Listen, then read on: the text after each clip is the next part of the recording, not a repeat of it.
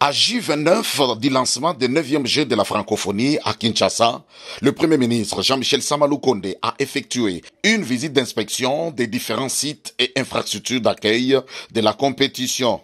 Accompagné de ministres d'État en charge des ITP et celui des sports et du directeur des 9e Jeux de la francophonie, le chef du gouvernement a débuté sa ronde par le stade des Martyrs où il a reçu sur place des explications détaillées de la part des entrepreneurs commis à ces travaux avant de scruter chaque détail sur les sites.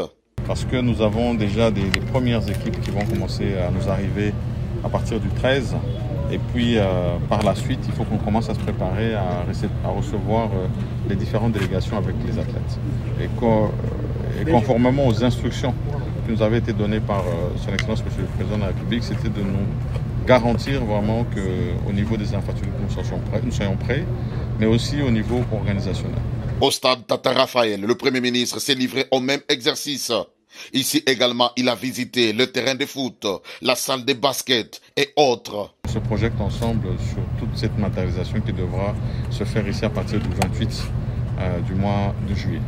Et donc, à ce stade, c'est rester le plus concentré possible, c'est contraindre tous les délais pour que nous soyons au rendez-vous. Et donc, c'était un peu ça le but de la visite et de nous rassurer surtout qu'il n'y ait plus aucun obstacle vis-à-vis des entrepreneurs avec lesquels nous sommes sur le travail qu'ils doivent accomplir.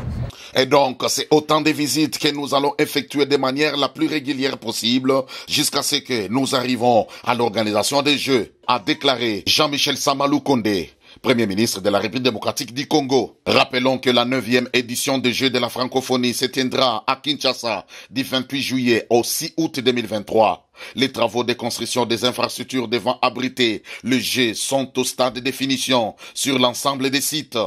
À quelques jours du rendez-vous, le Premier ministre s'est rendu sur le terrain pour donner du punch aux entreprises en vue d'une prompte livraison des ouvrages.